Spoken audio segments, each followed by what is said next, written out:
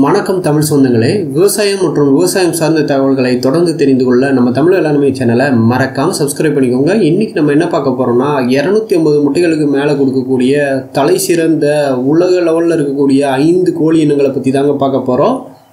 இங்கே நீங்கள் பார்க்க போகிற இந்த 5 வகையான கோழி இனங்களோ நம்ம வளர்க்கக்கூடிய நிறைய வகையான கிராஸ் பிரீடு இனங்கள் உருவானதுக்கு ஒரு முக்கிய காரணம்னு கூட இந்த இனங்களை சொல்லலாம். குறிப்பாக பார்த்தீங்கன்னா கிரிராஜா, சொன்னாலி, கைராளி, நம்ம நாமக்கல் கோழி ஒன்று போன்ற எத்தனையோ வகையான இனங்கள் உருவானதுக்கு இப்போ நம்ம பார்க்க போகிற இந்த 5 கோழிகளில் ஏதாவது ஒரு கோழிகள் காரணமாக இருக்கலாங்க, அல்லது பார்த்திங்கன்னா 2-3 கோழிகள் கூட கிராஸ் பண்ணி உருவாக்கப்பட்டிருக்க கோழி இனங்களாக இருக்கலாங்க.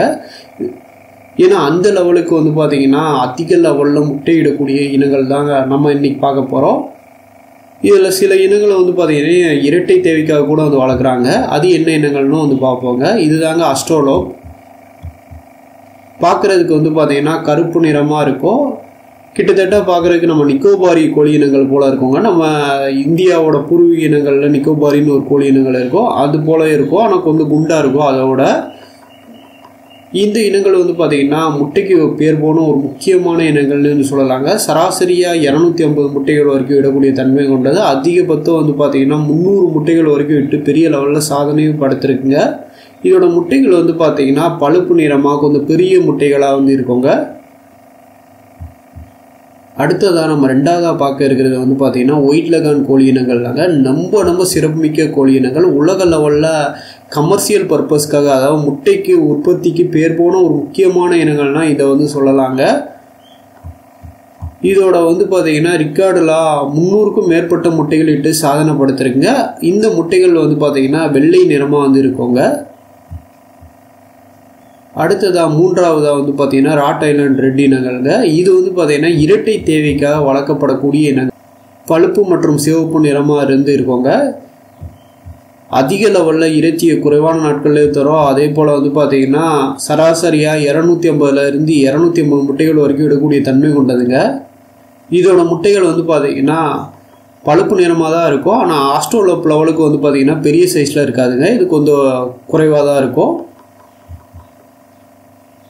அடுத்ததாக பார்த்தீங்கன்னா கோல்டன் கோமோட் கோழி இனங்கள். இது ஒரு ஹைப்ரிட் கோழி இனங்கள்ங்க. நம்ம பெரிய லெவலில் வளர்க்கப்படக்கூடிய ஒரு முக்கியமான இனங்களாகவும் இருக்குங்க. இந்த இனங்களும் பார்த்தீங்கன்னா 250லேருந்து 300 முட்டைகள் வரைக்கும் இடக்கூடிய தன்மை கொண்டதுங்க. பழுப்பு நிறமாக தாங்க முட்டை கொடுக்கும். மீடியம்லேருந்து லார்ஜ் சைஸ் வரைக்கும் பார்த்தீங்கன்னா முட்டைகள் வருங்க.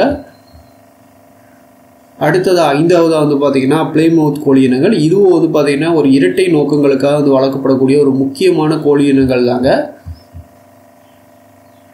வருஷத்துக்கு குறைந்தபட்சம் 220லேருந்து அதிகபட்சம் 250 முட்டைகள் வரைக்கும் இடக்கூடிய தன்மை கொண்டது. அதனாலேயே இந்த கோழி இனங்களும் பெரிய லெவலில் வளர்க்குறாங்க. இதில் இருக்கக்கூடிய சில வகையான கோழி இனங்களை இந்தியாவில் டைரெக்டாக வளர்க்குறாங்க. அதே போல் பார்த்தீங்கன்னா கிராஸ் பீரியட் மூலம் உருவாக்கப்பட்டு நிறைய வகையான இனங்களையும் வளர்க்குறாங்க.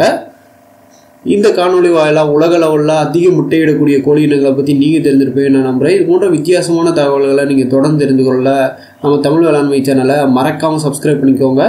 இந்த காணொலி உங்களுக்கு பிடிச்சிருந்தால் லைக் பண்ணுங்கள். நன்றி.